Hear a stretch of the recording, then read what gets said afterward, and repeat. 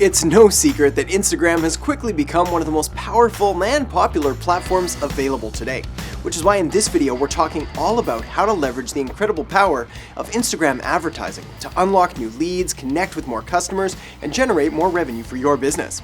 Let's get to it. Hey there, my name is Erhart, Modern Marketing Strategist, and welcome to the Modern Marketing Show, where we help you grow your business by making way better marketing. So if you're interested in learning the latest and greatest marketing strategies, tools, tips, tricks, and tactics, well, you may want to consider subscribing and hitting that notification bell. Now, before we dive into the exact strategies, first off, full disclosure, if you're looking for organic Instagram growth tips, things like following and unfollowing different people, creating all kinds of different content, and commenting on every single different person's post in order to grow your following organically, then this video isn't for you. But on the other hand, if you're looking to add rocket fuel to your Instagram strategy by effectively deploying a strategic Instagram advertising strategy, then you're going to want to stick around and pay attention, because the tips that I'm going to be sharing here with you are the exact same ones that I use inside my advertising agency to generate more leads, customers, and sales for my clients each and every single day. Alright, so with all that said, let's dive right into strategy number one, which is to optimize for leads and sales. You see, the very first problem that most people have when they start looking at Instagram advertising as a viable strategy for their business is they start to get confused about the end goals and the objectives and what they're trying to accomplish. You see, when it comes to advertising and marketing in general, there's essentially two different camps. There's the brand awareness camp, and then there's the direct response marketing camp. Now, in the brand awareness camp, we have valuable content, we have metrics like increasing the reach and increasing impressions, and all these are really saying is increasing the amount of times that your business is going to appear in front of your target market. Now, don't get me wrong, these are all really good things. However, they can be very misleading if all you're trying to do is increase reach and impressions and frequency, or how many times that your ad is appearing in front of people, rather than the true objective of what advertising should be going after, which is leads and sales. And that puts you firmly in the direct response marketing camp, where what you're going to be doing is creating an ad and you're going to be expecting some kind of tangible result in return, something that you can track and you can measure, and marketing that is essentially accountable to the goals that you're setting for it. So all that said, when it comes to running an effective Instagram advertising strategy, one of the most important things you can do here is optimize your ad for leads and or sales rather than just for vanity metrics like likes and shares and comments and growing your followers. Those are all good things to take care of organically when money's not on the line. But when you're actually putting your hard-earned dollars out there and you want them to provide some kind of return for you, well, you better make sure that they're actually providing that return. And the best way is, of course, leads and sales. Now, fortunately, optimizing for leads or sales is incredibly easy using the platform. All you really need to do is set up your ad campaign and choose the conversions objective. What this is going to enable the algorithm to do is put your ad in front of more people who are likely to take the specific action that you're looking for. Alright, so the next strategy and tip that I want to share with you here is to really get familiar with the different formats available in Instagram ads. Now, specifically, we're talking about feed and story ads, two completely different vehicles that can both help you achieve the same objective, which, as you know now, is leads and sales. Now, here's the thing, and another mistake I often see, especially when people are transitioning from Facebook ads into Instagram ads, is that they tend to use the exact same creative and simply pick new placements for that creative. Now, I probably don't need to tell you, but this is an absolutely terrible idea, because when you're just using the exact same creative and putting it in all sorts of different places, well, it looks like it just doesn't fit in. Worse than that, it looks like no effort was made, and worse than that, it makes your brand look like you're completely out of touch. Fortunately, the solution here is really quite simple, and it really just involves coming up with different creative, or at least formatting it slightly differently so it's going to look better in both the feed and the story placements. Also, you're going to have different constraints on the amount of time that that image or video is going to be shown in both placements, so again, it's important to tailor your content for where it's going to be displayed. Now, a question you may have is which one's going to perform better, feed ads or story ads? And what I can tell you from years of experience is that we don't really know, which is why we always test both. We have feed ads, we have story ads, and we pit them against each other in a head-to-head battle, a fight to the death, and whoever provides the best return on investment wins. Now, the other point that we really need to talk about here when it comes to the different formatting options available, whether feed or story ads, is that regardless, you want to make sure that your ad is taking up the maximum amount of real estate possible. As an example, if you've got the option to use vertical video, this is fantastic because it's going to take up a ton of space. Maybe you can use square images instead of landscape style, which is going to significantly crop down what you're going to be able to show and the amount of real estate you're taking up in your customer's feed. But regardless of whether you're using square images or vertical video or whatever the case, and again, the platform may change as we go through the years here, regardless, you want to make sure that you look at the specifications, which are listed right there inside the Ads Manager when you're creating the ad, and make sure that you're maximizing the real estate possible. Wasted space means wasted money. Alright, so the next strategy, and one that I'm simply loving right now, is a way to increase engagement by asking the audience. What I'm referencing here is essentially using a poll.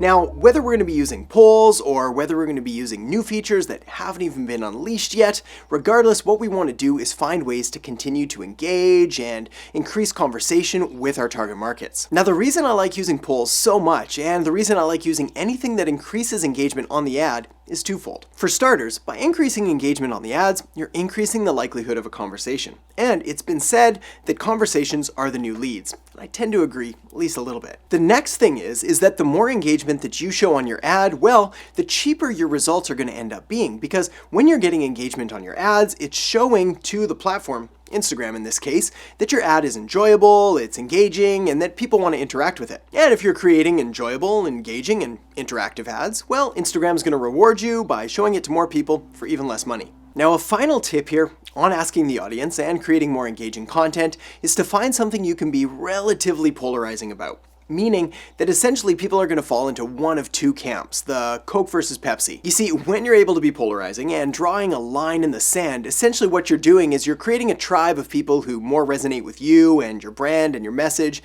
and you're basically repelling everyone else, which sounds terrible, but is actually incredibly valuable. Because the more people that you can attract and really connect with and form that tighter alliance, well, the better your business is going to do. And those other people that just don't get it, well, they just don't get it. And that's okay. Alright, so the next strategy that I want to share with you is one that I'm particularly excited about, and that's micro-influencer marketing. Now, micro-influencer marketing doesn't typically fall under the traditional Instagram advertising platform per se, but it is still a form of advertising, just done a little differently. Now, the reason I'm such a big fan of micro-influencer marketing right now is because it's just proving to be so incredibly effective, especially for small local areas or really targeted niches or anywhere where you don't necessarily have a broad or massive product or service, but something that's got a little bit more of a niche down audience. Another beauty of micro-influencer marketing is that it's really easy to use. Here's how it works. Basically, with micro-influencer marketing, what you're doing is you're identifying a few influencers that have smaller followings with a similar audience or following as the people that you're seeking to attract. Now, their audience size could be 1,000 or 5,000 or 10,000 or maybe even 100,000, depending on what market, industry, and business you're in. Regardless, however, is these micro-influencers probably haven't been approached by brands or businesses before, which gives you an amazing opportunity for some kind of sponsorship so you can go out there and provide them with some kind of value in exchange for a shout out or a product review or something like that. Now, when it comes to regular influencer marketing, you're talking with brands and businesses and influencers that have a following of 10,000, 100,000, millions, maybe tens of millions, and they're going to cost thousands, tens of thousands, hundreds of thousands, maybe even millions of dollars to sponsor. But when it comes to micro-influencers with a much smaller reach, a much smaller and more defined audience, well, you're often able to sponsor them or support them for hundreds of dollars, maybe tens of dollars, maybe just an exchange of products or services that would help them. Regardless of how you choose to negotiate and structure the deal, my point is this: micro-influencer marketing is an incredibly valuable strategy that far too few businesses are using right now, leaving the door wide open for you. Alright, so let's move on to a more traditional form of Instagram advertising with my next strategy to always be testing. You see, like I mentioned before when we were talking about formats between feed and story ads, well, the same thing kind of applies when it comes to the creative you choose, the images, the video, the captions, the hashtags, everything that goes into it. You don't necessarily know with 100% certainty which one is going to knock it out of the park and which one's going to fall flat on its face. Fortunately, you don't have to, because you can split test different images and different captions, different placements, and everything that you can pretty much think of that goes into an ad, you can test against each other. But I appreciate that may sound incredibly overwhelming. So when you're just getting started, there's really only two different things you want to test, and remember, only test one at a time. The first of which is the creative. So this would be the ad, the image, the video that you're using, testing different colors and different contrasts and different styles, and essentially just trying to find out which one is going to resonate best with your audience. The second thing that you want to be testing is the audience itself, including different interest targeting, including different demographics, including different geographic areas, or maybe different people that they follow or brands that they like. Whatever it is, you want to try to find the pocket of people that are most likely to resonate with your message and your brand. Now, a bit of a pro tip for you here. My advice is to spend a ton of time on really dialing in your creative, making sure that it's going to resonate with your exact and ideal target market, and then testing your audiences first. Once you've got your audience dialed in and you know that you've got the right people in front of you for your ad, well, then you can move back and start testing different creative from there. All right, so my next Instagram advertising strategy is essentially to not give up on Facebook.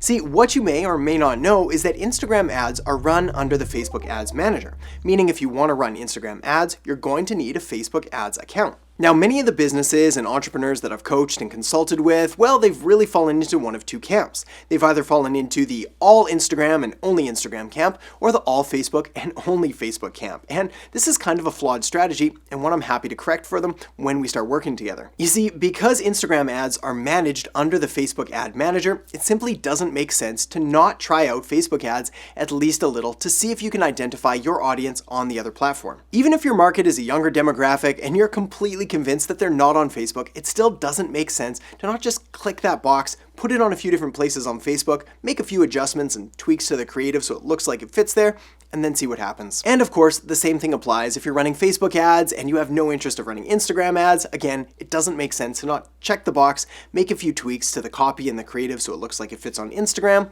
and then let the data decide. Now, when it comes to testing your Instagram ads over on Facebook, my advice is this.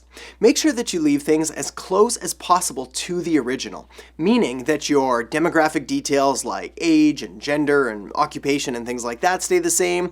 Your geographic details, meaning the cities or states or provinces or countries that you're targeting, make sure those stay the same. And the same with the psychographic details like the attitudes and interests and beliefs and all that stuff. Make sure to keep that the same. So really, the only thing that you're testing is the different placements. In the end, it's the market that decides whether Instagram ads or Facebook ads are going to perform best for you. But again, it doesn't make sense not to at least give it a shot. All right, and the next Instagram advertising strategy I want to share with you is called Scale It Up.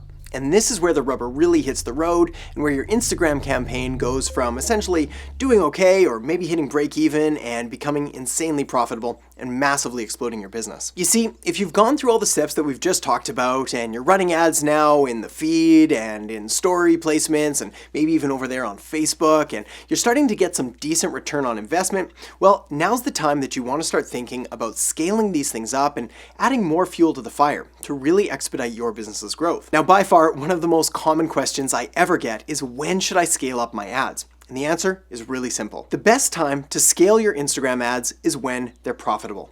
That's it. You see, if you've managed to build a campaign where you're putting in $1 and you're getting $2 back, it doesn't make sense to not do that as many times as you possibly can. After all, give them $1 and they give you $2. You give them 100, they give you 200. You give them 1,000, they give you 2,000, and so on and so forth. Why would you not be doing this as many times as possible? But of course, the devil's in the details, and you can't just go out there and double your budget or add 1,000% to how much you're spending each and every day, or your campaign is going to crash and burn thanks to the algorithm and how it all works. For this reason, when you have a profitable campaign that's producing a positive return on investment from your ad spend, you want to scale it up strategically and relatively slowly. I say relatively slowly because there are ways we can expedite the process, but in general, you want to be a little more cautious than you do crazy. Now, if you've never scaled up an Instagram ad campaign before, I'm going to give you 2 tips here that are a nice and safe and easy place to start. The first is something called incremental budget scaling. And what you want to do here is slowly but surely increase the daily budget that you're spending on your ads by about 15 to 20, maybe 25% at most, and then give it 2 to 3 days to kind of stabilize and let the algorithm figure out where it belongs again. The next tip is a little more risky, but as long as you keep a good eye on things, can work out just fantastic. And that's to take whatever ad set is performing the best and duplicate it with a higher budget. Now, with this strategy, you are going to want to keep a close eye on things because you're feeding a lot more information and a lot more money into the algorithm. So you want to make sure that things are staying within those metrics that you need to keep it profitable. Alright, the next thing you're going to want to do is check out these videos I have linked up right here for you. The first is Instagram advertising tutorial, which is going to give you even more tips and tricks and strategies that I didn't have a chance to cover here today. I've also linked up a video on Instagram ads versus Facebook ads, so you can really weigh out the pros and cons of each and make the absolute best decision for your business. So make sure to check them out now, and thanks so much for watching, and I'll catch you next time on The Modern Marketing Show.